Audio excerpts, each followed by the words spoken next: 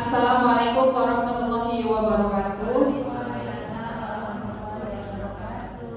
Saya ucapkan terima kasih kepada Bapak Ibu guru hebat yang telah berkenan untuk hadir untuk berdiskusi bersama-sama dan tentang budaya positif, ya.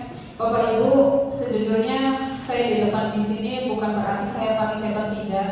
Saya hanya belajar untuk menyampaikan apa yang saya sudah peroleh dalam modul 1.4 ini tentang budaya positif. Dan saya berharap supaya apa yang saya sampaikan bisa sama-sama kita aplikasikan dalam kehidupan sehari-hari kita, sehingga SMA Negeri 1 Sumber ini menjadi sekolah yang akan maju, menjadi anak-anaknya yang berkarakter, dan mudah-mudahan bisa menanamkan nilai-nilai kebajikan tentang budaya positif kita.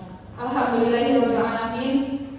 Puji syukur kehadirat Allah Subhanahu wa Ta'ala yang telah memberikan nikmat sehat kepada kita semua, nikmat iman dan nikmat Islamnya, sehingga alhamdulillah semoga acara yang Allah berkahi ini ya menjadikan kita tuh manusia-manusia yang lebih baik lagi. Salawat serta salam semoga terlimpah curahkan kepada junjungan kita Nabi Muhammad SAW yang telah membawa kita dari zaman kegelapan hingga zaman yang terang benderang. Amin ya rabbal alamin. Bapak Ibu, izin sekali lagi, bukan berarti saya ngomong saya ini lebih baik dari Bapak Ibu, tapi jujur saya tuh karena untuk tugas calon guru penggerak angkatan 11, jadi saya mau beranikan diri. Bukan berarti saya lebih baik dari Bapak Ibu. Saya yakin Bapak Ibu lebih baik dari saya, tapi izinkan saya untuk memaparkan apa yang sudah saya peroleh dalam pendidikan guru penggerak ini, ya, dan apa yang saya bisa sampaikan semoga bisa bermanfaat untuk Bapak Ibu, untuk anak-anak kita semua, sehingga SMA Negeri 1 Sumber ini semakin maju, semakin berjaya. Amin. Amin. Perkenalkan Bapak Ibu, ada Bapak Ikhwanuddin Juhri, fasilitator saya Bapak Ibu. Beliau adalah orang Bandung. Beliau itu orang yang hebat Bapak Ibu. Sepak terjangnya sudah luar biasa, sudah keluar negeri kemana-mana. Ya, beliau tuh sampai ke New Zealand, terus ada di Australia. Beliau sudah keliling dunia, alhamdulillah. Ya, kemudian Ibu Rokayati, pengajar praktik saya yang selama ini mendampingi saya dan membimbing saya dalam pendidikan guru penggerak, sehingga alhamdulillah saya bisa menjadi lebih baik. Kemudian saya sendiri yang tidak asing lagi bagi Bapak Ibu, saya Rizkawati, calon guru penggerak angkatan 11 Kabupaten Cirebon. Mohon doa restu dan mohon izinnya ya Bapak Ibu, mohon maaf lahir batin sekali lagi. Bukan menggurui Bapak Ibu, kita sharing bersama-sama. Baik, saya akan menyebarkan pemahaman dan penerapan pengalaman saya selama mengikuti pendidikan dalam guru penggerak. Jadi ada pembelajaran dengan paradigma baru. Pembelajaran dengan paradigma baru merupakan pembelajaran yang dirancang berdasarkan prinsip pembelajaran berdiferensiasi, sehingga para peserta didik belajar sesuai kebutuhannya berdasarkan tahap pengembangan sesuai teori psikologi modern untuk mewujudkan profil pelajar Pancasila. Apa sih pembelajaran berdiferensiasi itu? Pembelajaran yang memberi keleluasaan, ya, memberi keleluasaan pada siswa kita untuk meningkatkan potensi dirinya sesuai dengan kesiapan belajar, minat dan profilnya. Jadi sesuai dengan kebutuhan siswa kita. Nah, Bapak Ibu coba berhadapan dengan temannya. Jadi ada A dan B. Nah, coba satu orangnya silakan, siapa kepalkan tangan, dan yang kencang tangannya. Kira-kira Bapak Ibu tuh sedang mengepal sesuatu yang berharga gitu ya, sesuatu yang berharga dan tidak boleh bayangkan menyimpan sesuatu yang sangat berharga di dalam kepalan tangan tersebut gitu ya. Dan bagaimana caranya Bapak Ibu itu untuk menjaganya, untuk tidak terini. Nah, untuk yang B-nya itu semua tenaga, membujuk, menghardik, mengintimidasi, memarahi, menggoda, menggelitik gitu ya, sampai kira-kira tangannya terbuka. Coba dipraktekkan. Coba. Kira-kira bagaimana? Oke. Ya. Oke. Nah, sekarang pertanyaannya Bapak Ibu. Yang pertama, apakah Anda itu membuka kepalan tangan Anda? Ya. Kemudian pertanyaan kedua, apakah Anda tetap menutup kepala tangan Anda, ya. Kemudian dalam kegiatan tadi, sesungguhnya siapa sih sebenarnya pemegang kendali atau kontrol untuk membuka atau menutup kepala tangan Anda? Ada yang mau menjelaskan? Silakan Pak Iwan barangkali.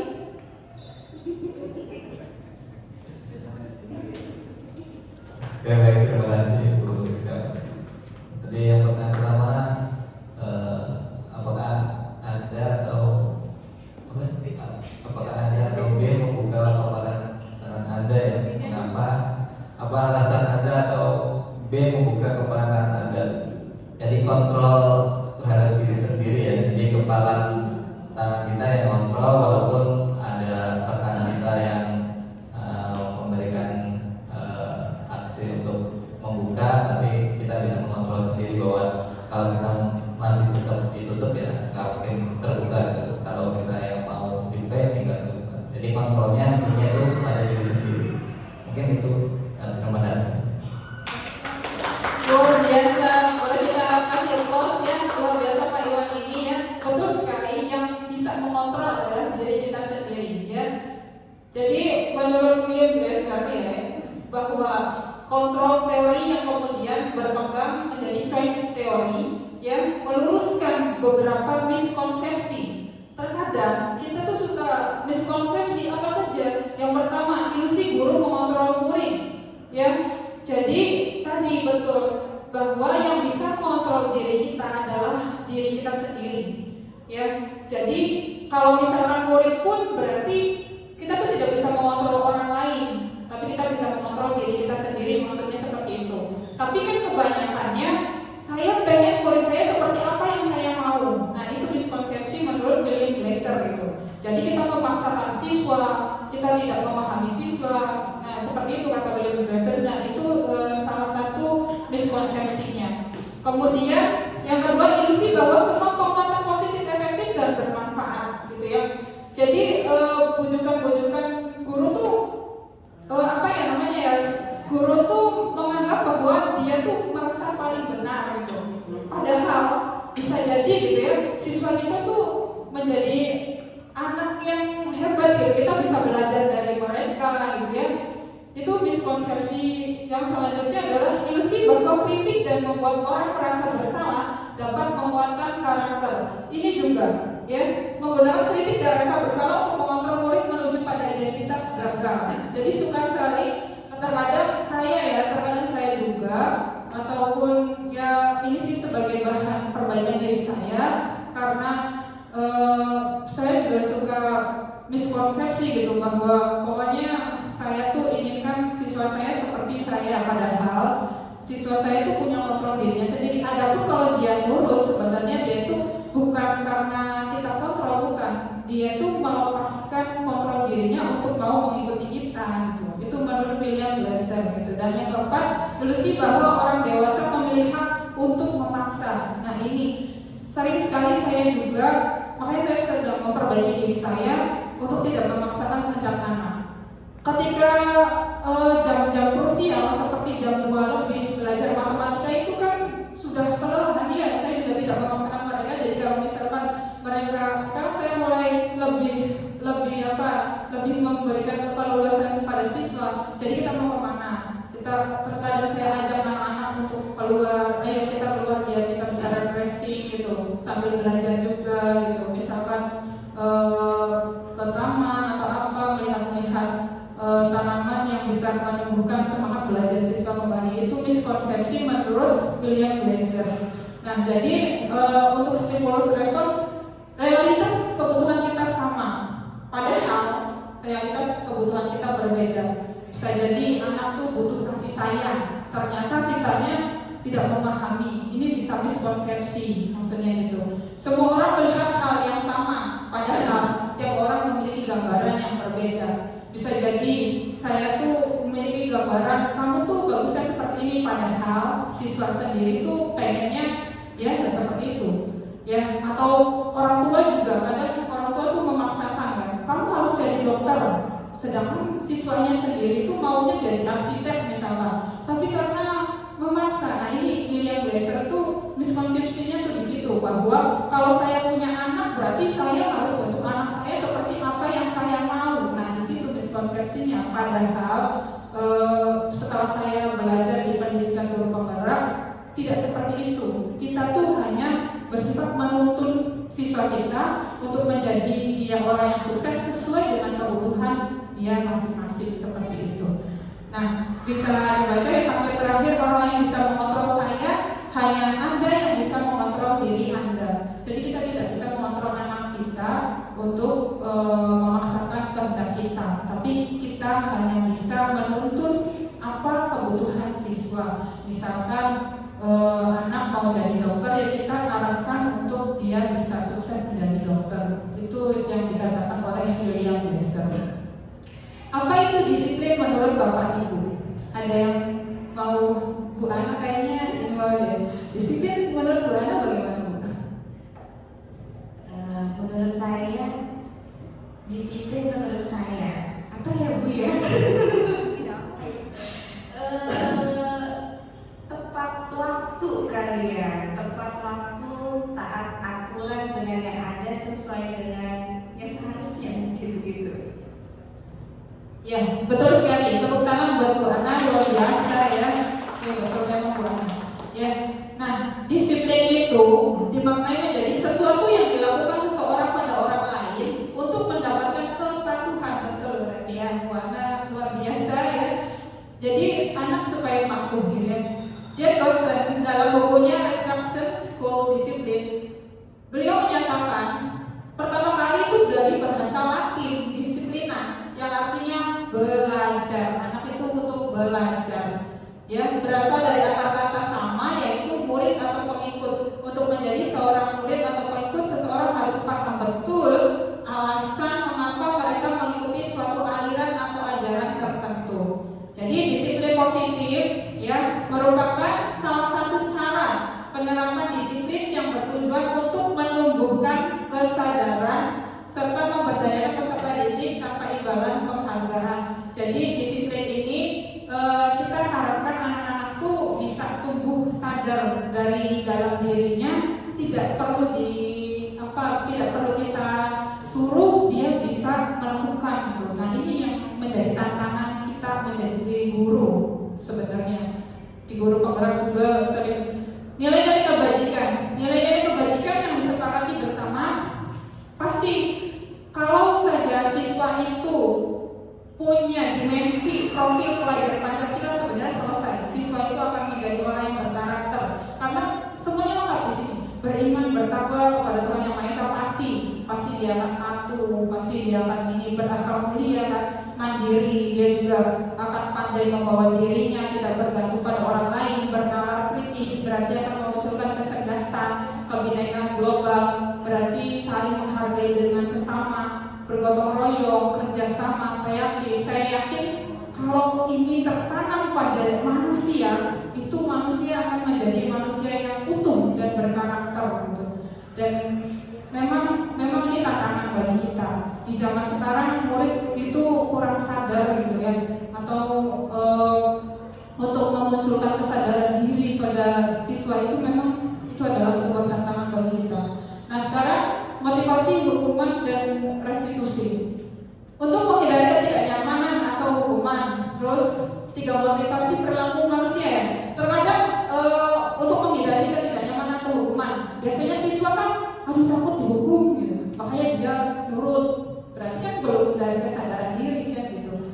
Untuk mendapatkan imbalan atau penghargaan dari orang lain, biasanya kan ayo maju supaya dapat nilai. Jadi belum terbentuk dari dirinya gitu. Terus untuk menjadi orang yang mereka inginkan dan menghargai diri sendiri dengan nilai-nilai yang dia percaya. Nah, ini yang harusnya motivasi perilaku siswa. Kalau dia percaya bahwa saya maju biar saya pinter, saya taat biar saya tuh memang harus. Nah, ini muncul motivasi intrinsik kesadaran diri gitu.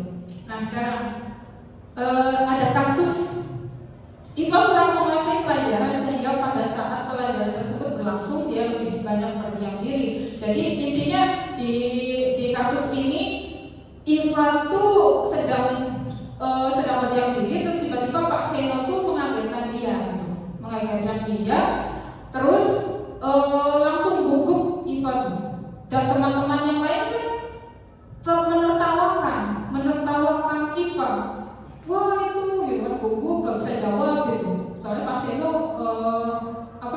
memberi pertanyaan secara tiba-tiba.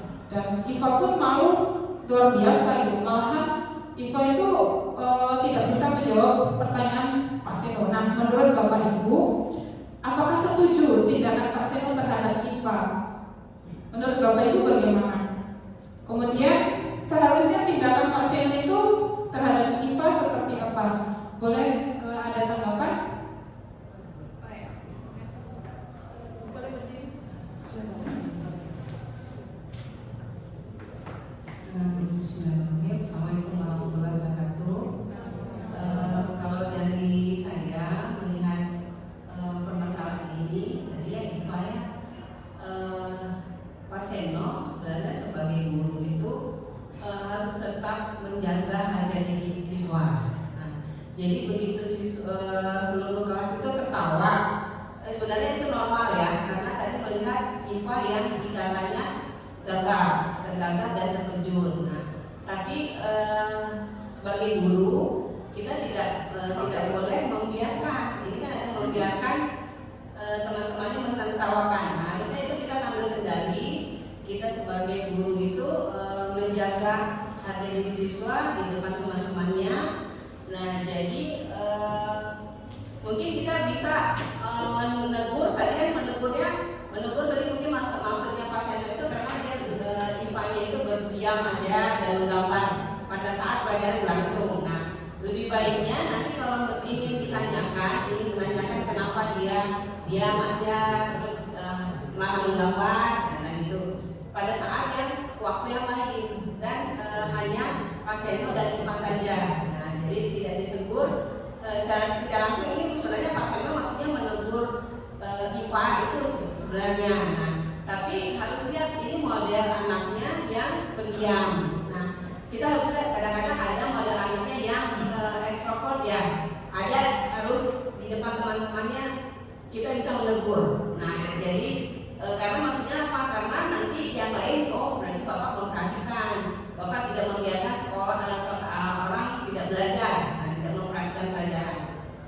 Jadi kalau misalnya dari sisi ini, menurut Ibu, Pak Seno kurang bijak ya dengan mengambil tindakan seperti ini. Mungkin begitu. Terima kasih. Sampai jumpa. Waalaikumsalam warahmatullahi wabarakatuh. Tepuk tangan yang luar biasa dan betul sepemikiran dengan saya ya.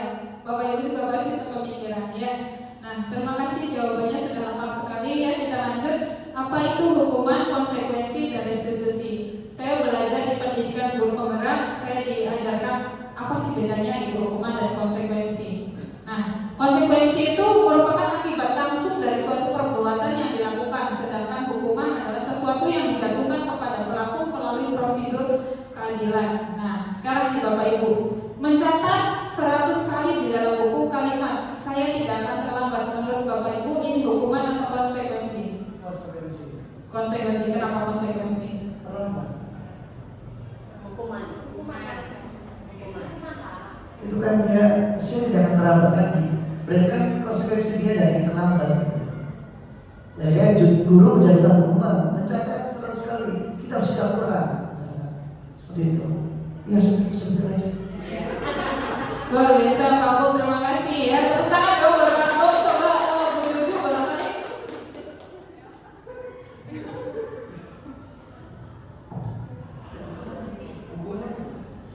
Saya berbeda dengan Pak Agung ya.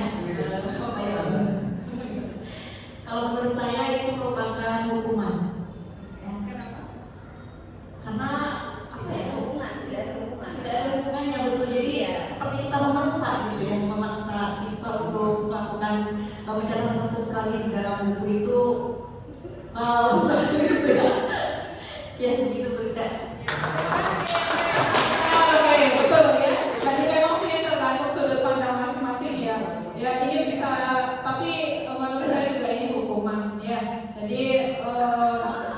Tapi betul kalau misalnya Pak Agung ngomongin konsekuensi bisa jadi karena ada terlambat kan konsekuensinya terlambat. Tapi memang betul tadi tidak ada hubungannya terlambat kok mencatat 100 kali kalimat gitu. Ya, nah itu terima kasih dan pasti yang selanjutnya juga Bapak Ibu sudah hebat, sudah lebih bagus ya. Terus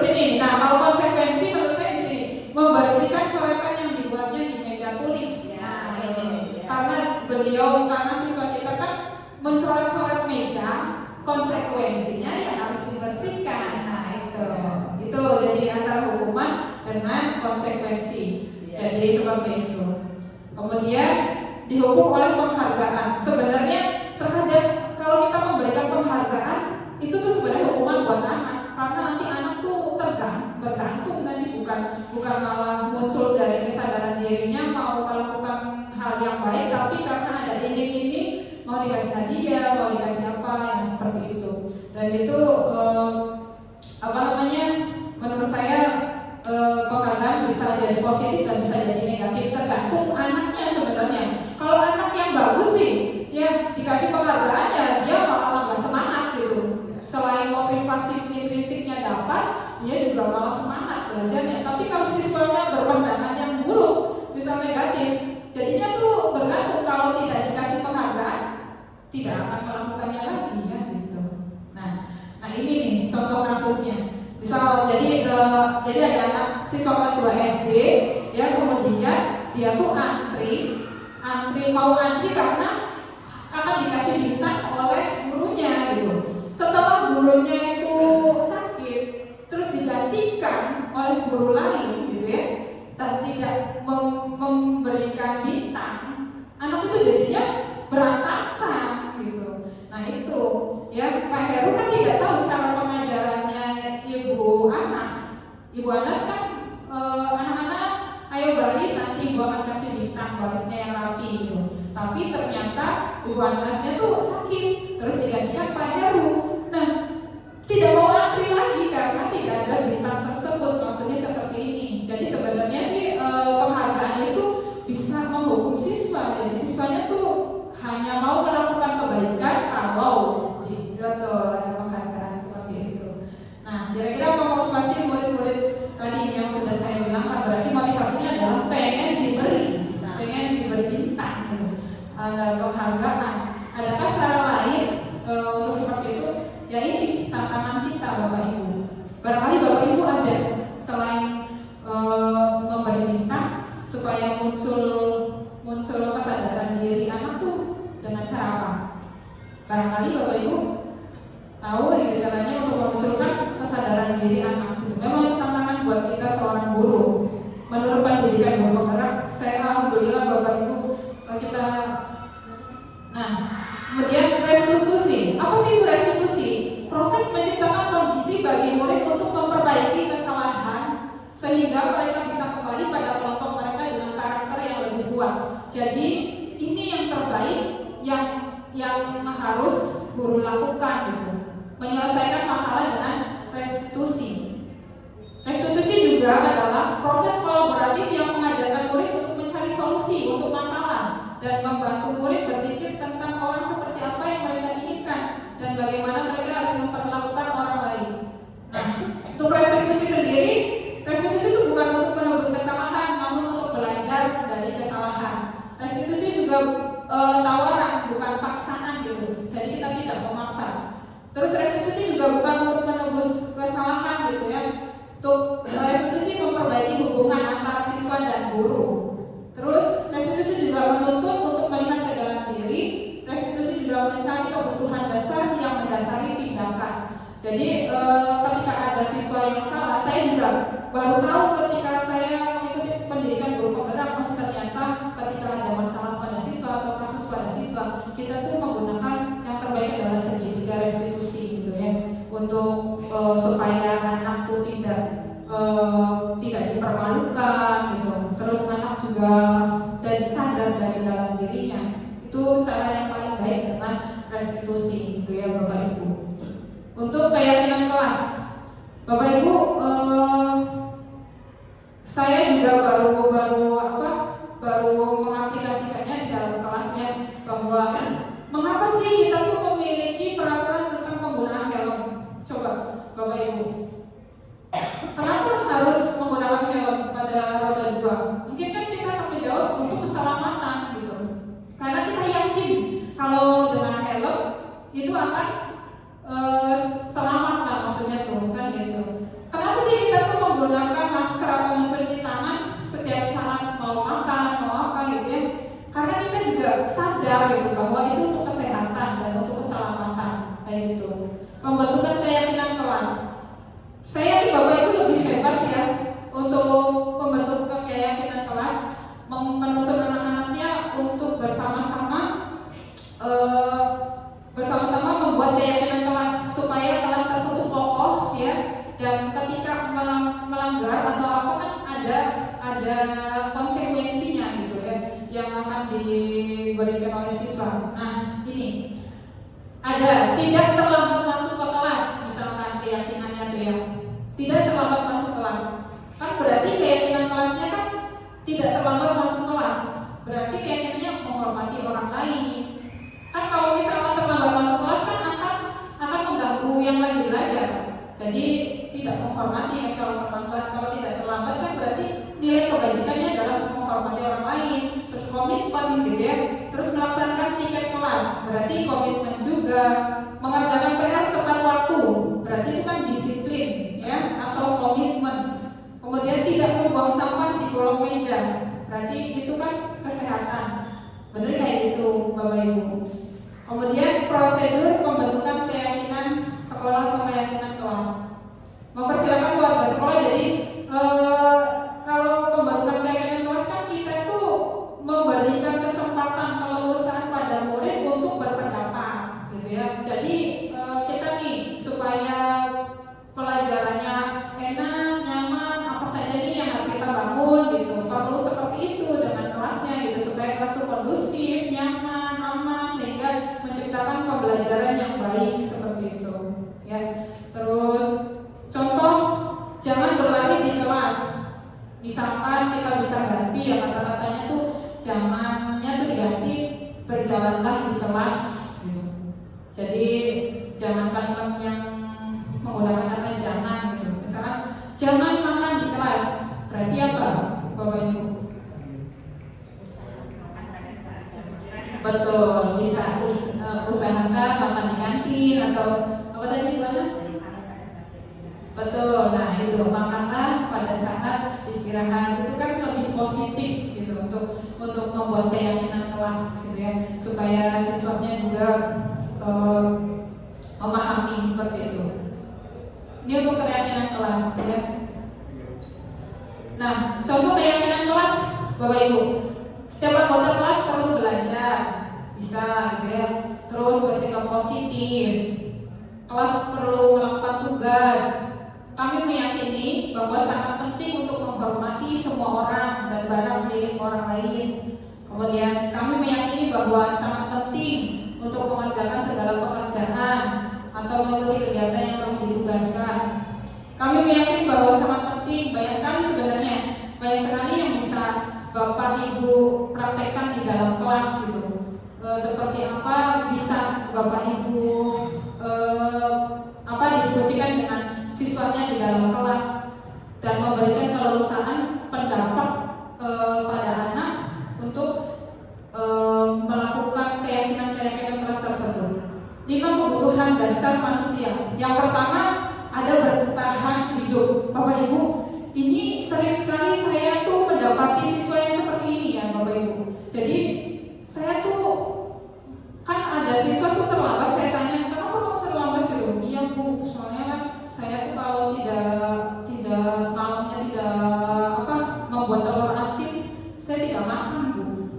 Nah itu ya. Iya, jadi ada sebenarnya dari siswa kita tuh yang ternyata untuk bertahan hidup, dia tuh sambil kerja, pulang sekolah dia kerja, saking semangatnya ingin memberikan pendidikan, nah seperti itu. Ini untuk bertahan hidup. Jadi saya salah itu, saya selama ini salah suka marah-marah gitu, masalah apa gitu ya. Jadi sekarang tuh saya sedang memperbaiki diri saya. Oh ya Allah, ternyata dia tuh hebat gitu, anak hebat. Ternyata dia tuh bisa memanage waktu antara belajar dengan menghidupi keluarga. Nah, kan ada seperti itu. Terus butuh kasih sayang Bapak Ibu. Terkadang anak yang punten dalam istilah tanda kutip nakal gitu ya, itu sebenarnya itu mencari perhatian dan mencari kasih sayang yang dia tuh kurang mendapatkannya di lingkungan keluarganya gitu. Jadi banyak sekali yang suka mencari-cari perhatian. Ya saya juga suka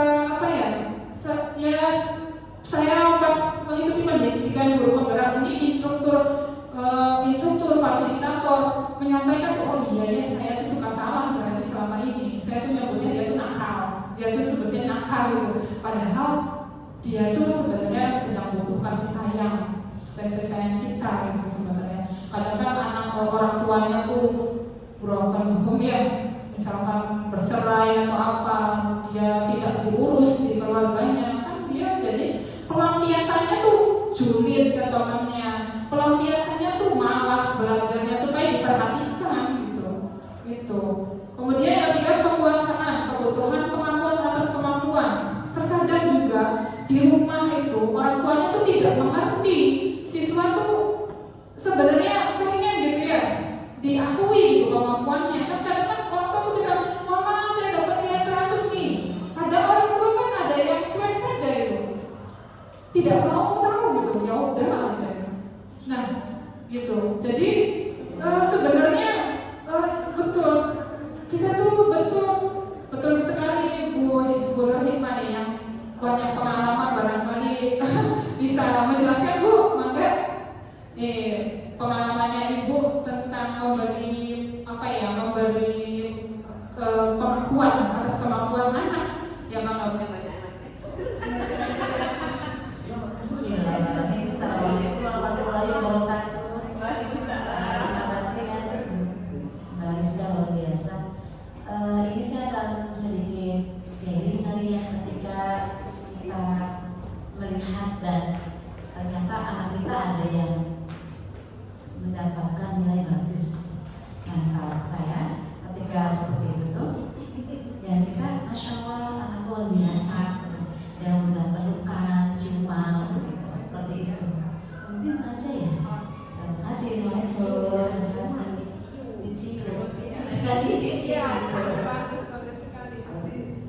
Luar biasa ya Bu Nur Hikmah ini, memang ya pengalaman beliau seperti itu.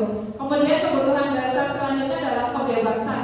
Kebutuhan akan pilihan. Contoh misalkan kadang anak tuh tertekan di rumahnya, ya misalkan sudah pulang sekolah nih, jangan kemana-mana gitu misalkan, kamu tuh udah ini gitu ya, jadi kurang leluasa gitu. Harusnya kan lebih bijaksana lagi. Kalau misalkan keluarnya untuk kebaikan ya tidak apa-apa sebenarnya, tapi kan orang tua tuh kurang memahami terkadang seperti itu. Nah, kalau sudah orang tuanya seperti itu, terus gurunya juga mengakang lagi, kadang iya ya benar saya juga suka salah gitu. Makanya saya sedang memperbaiki diri saja Bapak Ibu. Pokoknya di pendidikan guru penggerak ini kayaknya saya tuh banyak kekurangannya gitu, dan saya akan banyak memperbaiki gitu ya. Terus yang terakhir yaitu kesenangan ya. Terkadang anak-anak juga butuh kesenangan gitu. Jangan sudah di rumahnya sudah sumpel gitu misalkan ya, tidak mendapatkan kesenangan. Ada salah satu siswa yang curhat juga, Bu kalau di rumah saya tuh disuruh ini, disuruh itu, disuruh nyuci piring apa segala macam. Terus di sekolahnya disuruh banyak ini apa, ya ini ternyata ada di dalam guru penggerak tuh gitu ya. Oh berarti dia tuh butuh kebutuhan dasar, dia butuh kesenangan gitu. Dia butuh sekali-kali untuk disenangkan. Dalam arti ini kesenangan yang positif, maksudnya jangan sampai kita tuh berarti harus dibuat senang, tidak yang memang dibuat senang terus, maksudnya senang dalam arti senang dalam koridor yang positif gitu. Jangan sampai hal-hal yang tidak baik. Nah sekarang 5 posisi kontrol. Nah ada tipe penghukum. Tipe penghukum itu seorang penghukum bisa menggunakan hukum fisik maupun verbal. Bapak Ibu barangkali ada yang tipe penghukum tuh kayak gimana Pak Agung? Paham nggak sih tipe penghukum? Contohnya bagaimana? Barangkali mau. Kalau menurut saya biasanya tipe penghukum itu kamu pusat, kamu bisa jawab, loncat pagar kamu, enggak maksudnya pusat sekali ya. Ya itu yang kata dia bikin tulisan, jangan ramah lagi 100 kali. Itu tipe penghukum. Biasa aja sih. Terima kasih. Iya betul saya setuju sekali ya. Tepuk tangan buat Pak Agung luar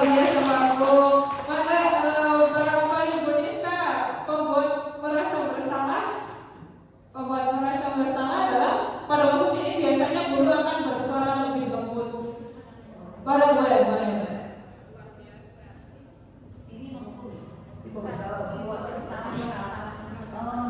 merasa bersalah. Hukum juga boleh. Jadi konten jawabnya. Boleh lupa Untuk Bismillahirrahmanirrahim ya, ini sedikit sharing aja.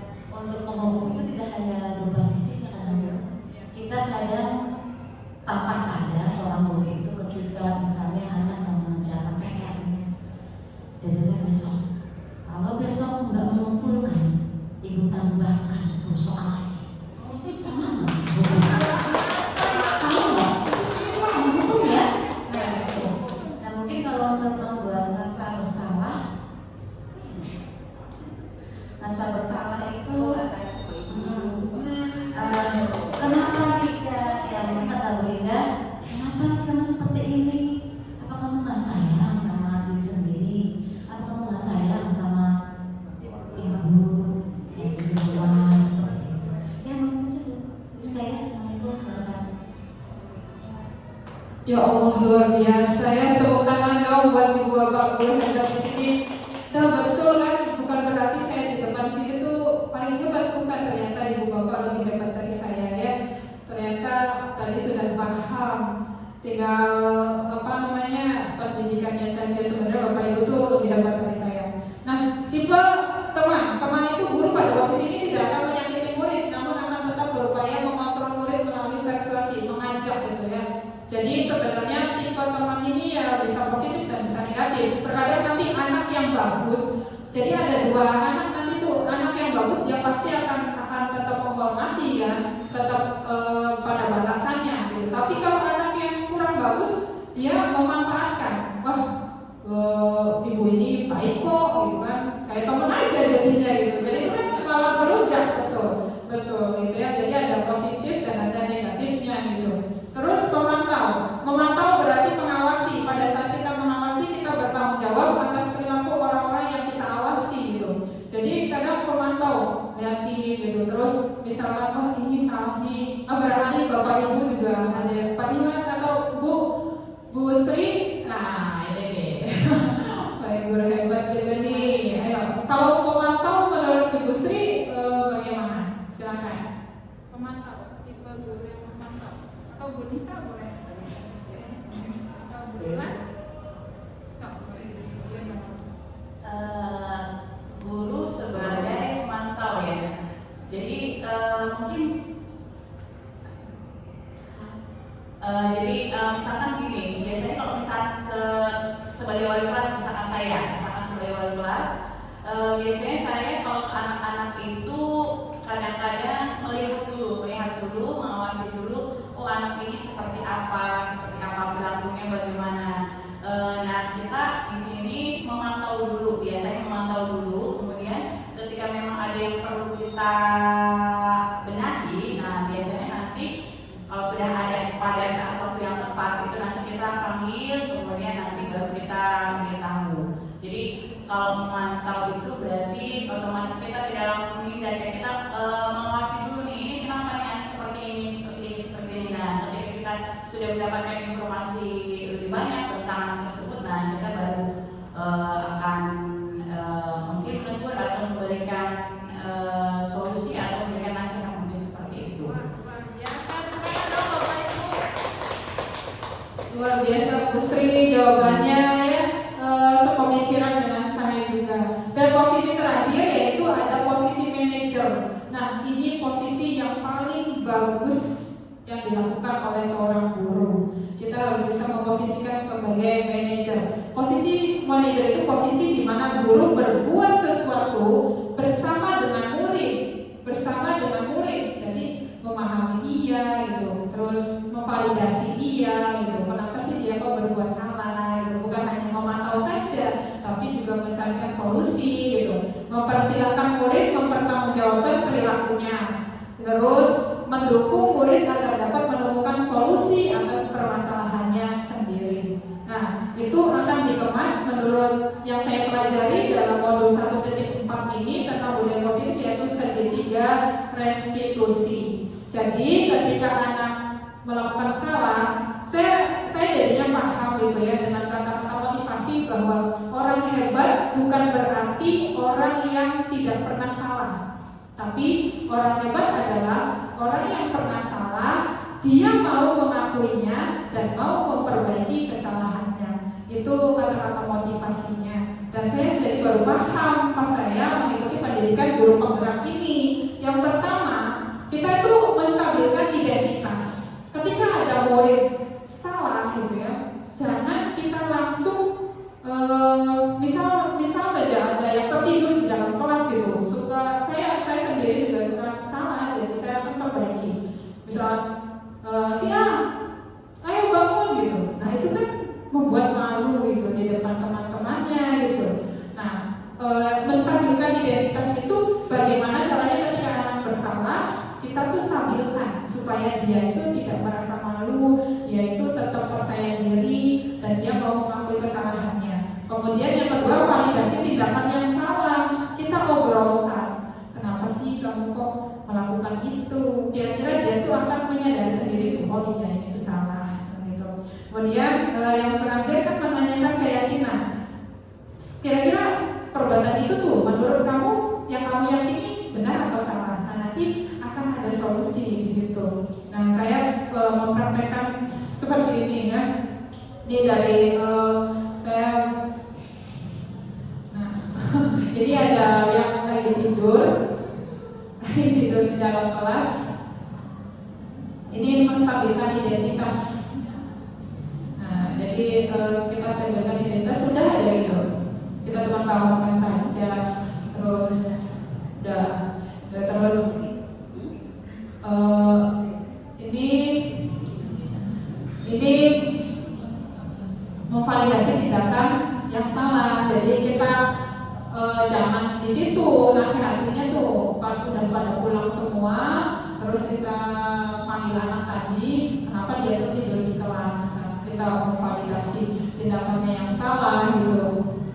Nah, sampai dia itu mengakui kesalahannya seperti itu. Nah, seperti ini. Nah, tindakan yang selanjutnya ini jadi dia akan meyakini keyakinannya gitu. Jadi oh iya saya tuh salah gitu ya. Kalau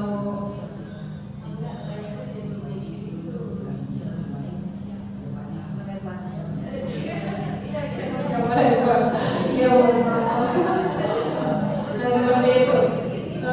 Coba ya kalau ibu guru hebat, saya minta berbagi sharing saja. Coba untuk kasus-kasus bapak ibu minta 2 orang atau 3 orang, nah, sok mengerti barangkali mau atau Bu Santi, kita salah pasti mengalami kata Bu Indah atau Bu Boleh.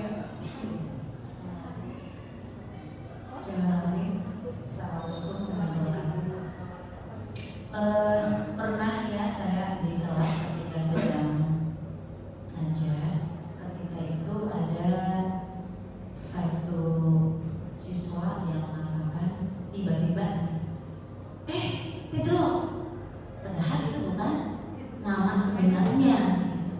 Nah akhirnya saya mengatakannya itu bukan langsung menasihati dianya, tapi menasihati semuanya.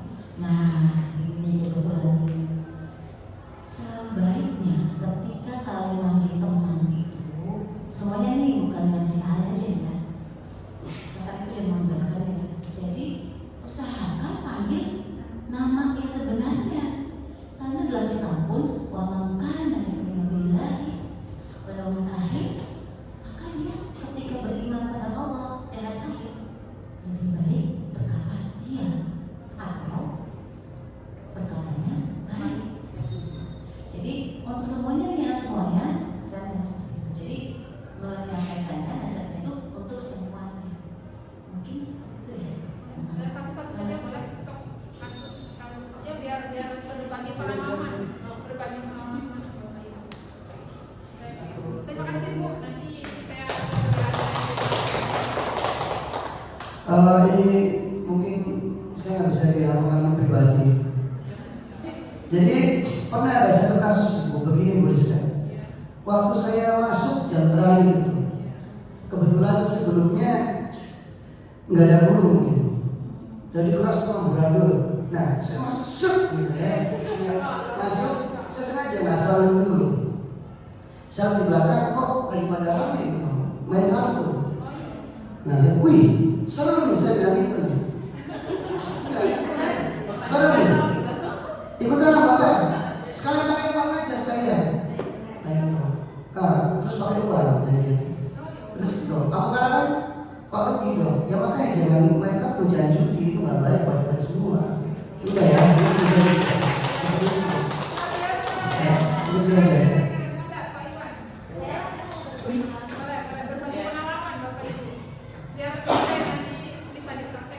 Berbagi pengalaman saja Bapak Ibu.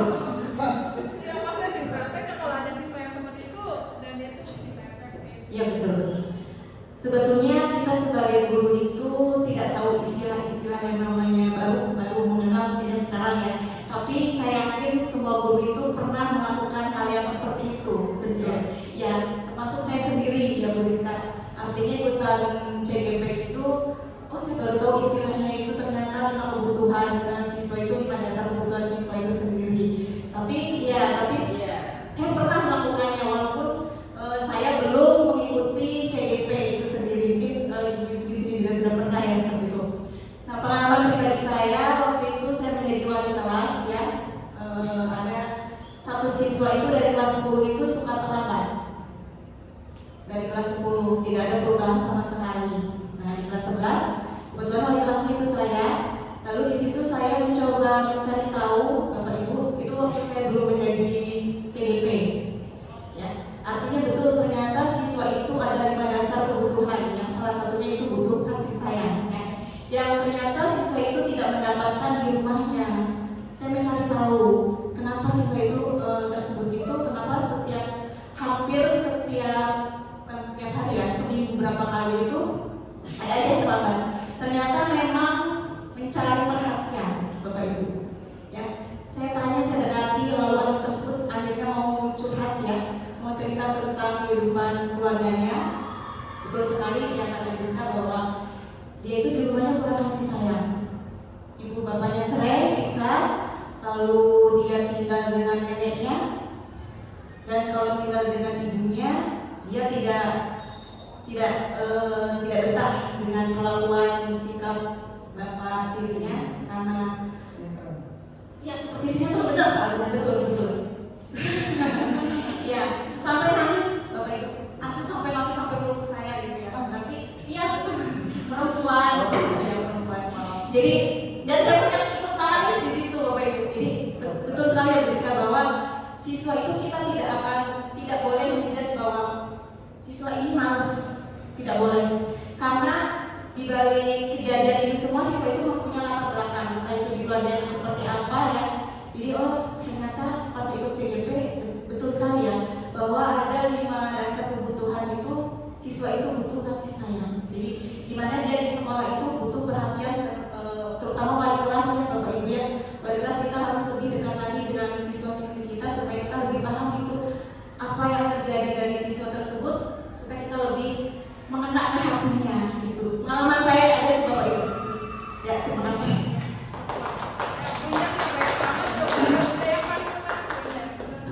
Berbagi pengalaman. Banyak sekali ini luar biasa mereka. Oh ya, nah mungkin ada yang Karina ya, siswa itu laki-laki, nah jadi berantem dengan teman sekelasnya.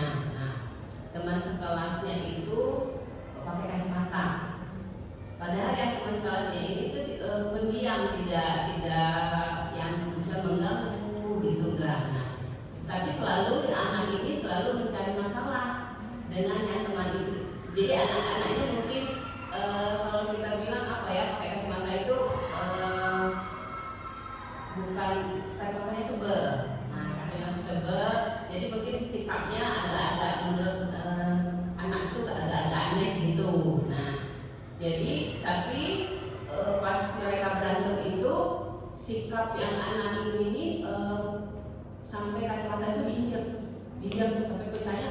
Kalau pecah biasa aja ya pecah. Nah, tapi injek, jadi emosinya di situ ya. Nah, begitu di bawa ke BK ditanya kenapa, gitu alasannya nggak bu sudah soalnya lihat dia gitu, yang kacamatanya diinjek itu. Ya tapi kan kamu misalnya kacamatanya kenapa diinjek? Pokoknya bu saya sebel. Nah udah. Tapi ini berarti kalau kacamatanya dipecah karena akibat kamu, berarti kamu harus bertanggung jawab. Ya bu siap, nanti saya gantikan. Nah sesudah itu temennya dia temennya tadi, yaudah kamu balik ke kelas ya. Nah anak ini nih laki-laki, dua-duanya laki-laki. Ditanya kamu tinggal di mana?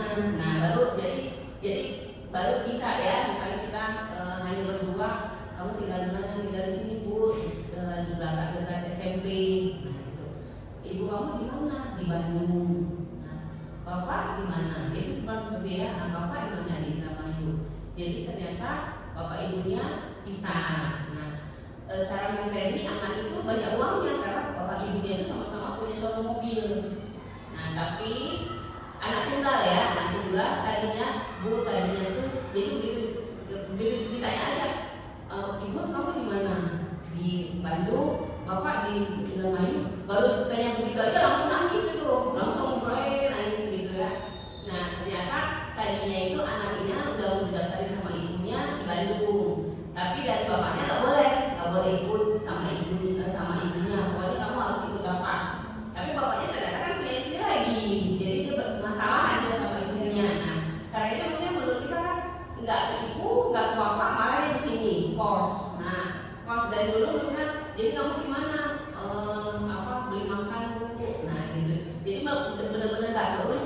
Jadi begitu ditanya begitu aja tuh, dia reaksinya udah nangis, udah langsung. Nah, dari situ tuh kita khawatir ya, misalnya secara ekonomi dia punya lebih banyak uang. Nah itu yang kadang-kadang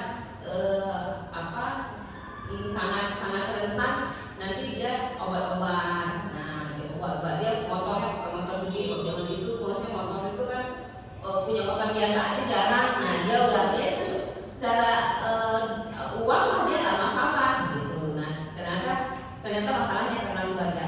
Terakhirnya jadi ibu itu jadi karena langsung pas kejadian itu langsung dikirim ke BK, jadi terakhirnya kan awal kelas kalau misalnya BK nggak mungkin ya, kita banyak siswa. Nah jadi memang wali kelas diharapkan lebih aware sama keadaan siswanya.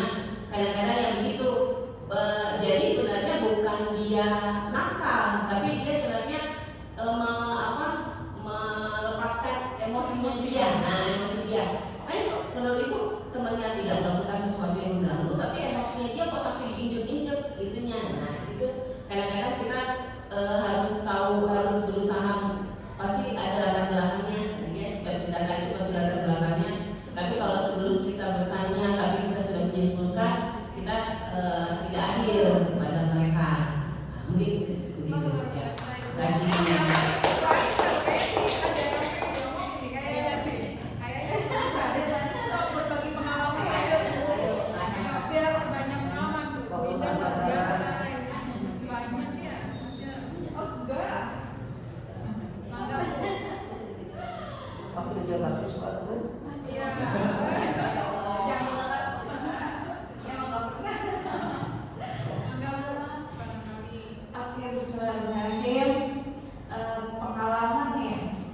Ya ada sih, nggak banyak, cuma pernah mengalami gitu.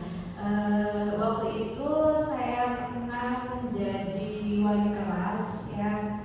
Ada anak yang tidak berangkat, kalau ini mah lebih cenderung tidak berangkat hampir sebulan lebih gitu.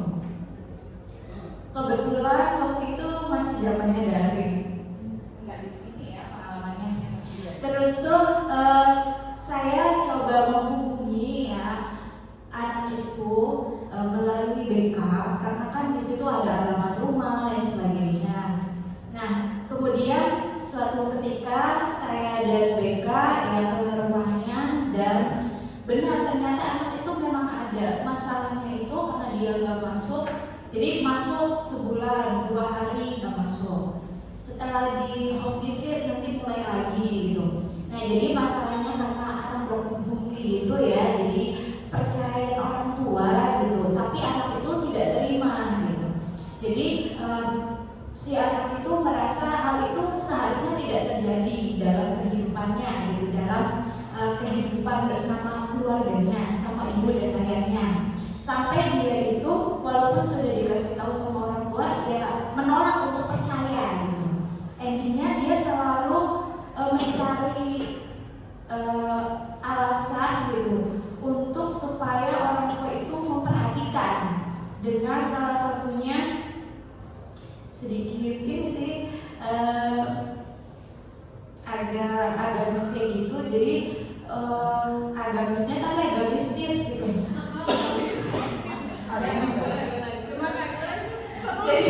jadi itu gimana ya? Dia itu melakukan mirip kayak gitu tuh, mirip lelakon kayak gitu tuh. Tapi bukan ademi ya. Lelakon kayak gitu dilakukan gitu sampai mengurung diri di dalam kamar gitu. Terus kodamnya masuk. Kayaknya keburu dikomplisit ya, jadi udah durhaka sama orang tuanya gitu. Karena Bu ini kenapa gitu, si anak itu cenderung tidak mau berangkat sekolah. Nah orang tuanya kebetulan karena statusnya udah pisah kayak gitu, pisahnya baru gitu.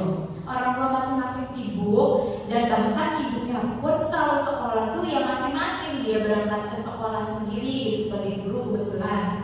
Nah si anak itu memang bangun ya, jadi mirip kayak gitu ya, mungkin dari asar sampai ketemu malam sampai jam 3 pagi gitu baru tidur gitu. Terus baru katanya sih sholat, kalau subuh sih dilakukan. Yang miripnya mirip apa nggak tahu ya, karena saya tidak bertanya lebih dalam lagi untuk apa yang dilakukan. Nah ternyata si anak itu berbicaranya seperti itu ya, melakukan kegiatan kayak gitu. Nah orang tuanya sih selalu memprak-memprak apa ya bahasanya, selalu ya menggerak itu, memotivasi ayo nak berangkat gitu.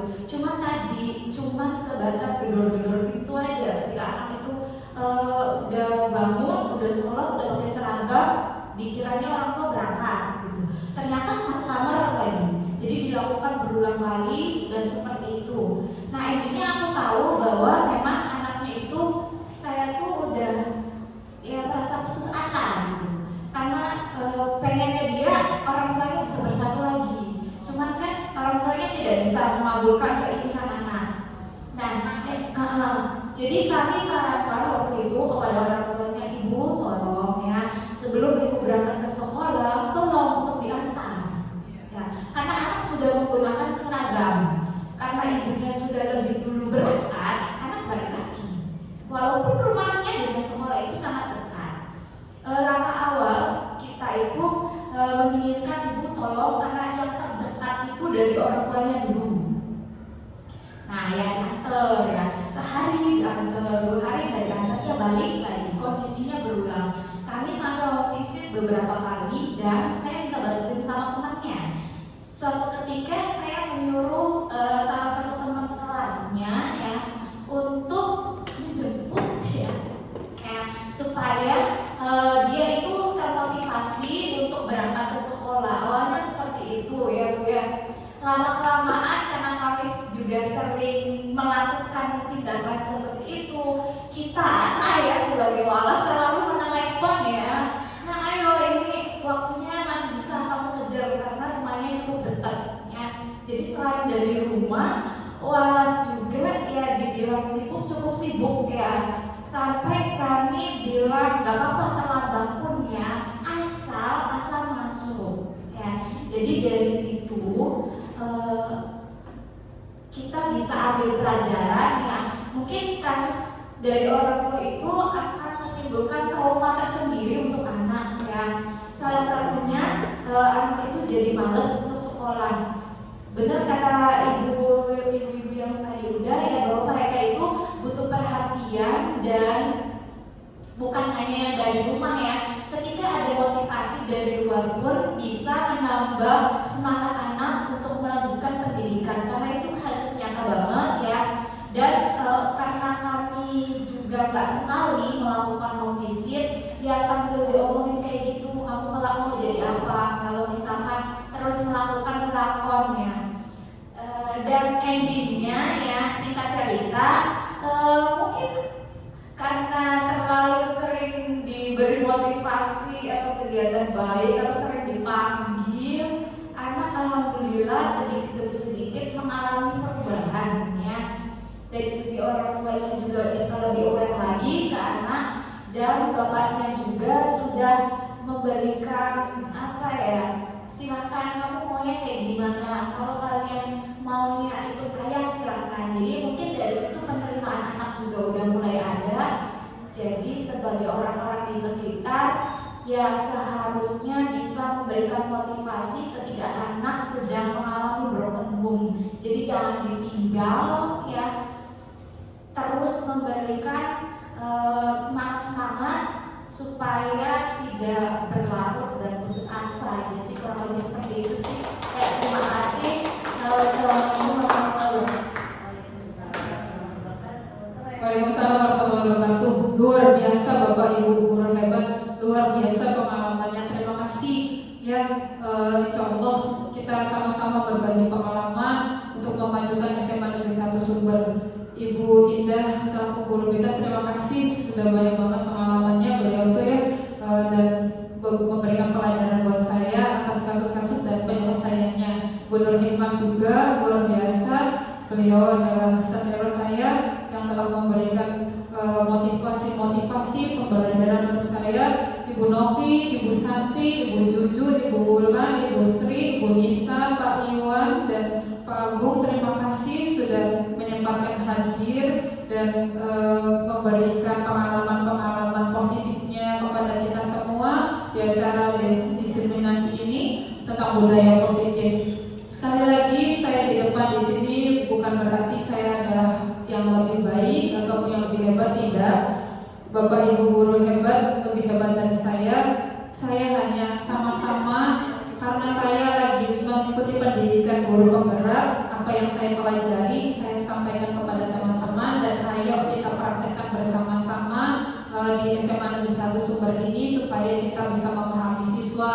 Ketika siswa ada kasus, kita menggunakan segitiga restitusi, tidak menjudge siswa salah, tapi kita memvalidasi tindakannya yang salah itu kenapa, apa kebutuhan dasar siswa kita, sehingga kita akan menjadi guru yang bijaksana untuk siswa kita menjadi guru yang lebih baik untuk siswa kita. Saya pribadi, saya akan perbaiki diri saya untuk menjadi guru yang lebih baik lagi. Terima kasih, saya ucapkan terima kasih yang sebesar-besarnya kepada Bapak Ibu guru atas kehadirannya dan mau berdiskusi tentang budaya positif ini. Terima kasih, mari kita sama-sama membaca hamdalah. Alhamdulillahirabbil alamin. Sekian presentasi dari saya tentang penyebaran pemahaman dan penerapan pengalaman budaya positif. Terima kasih. Wassalamualaikum warahmatullahi wabarakatuh.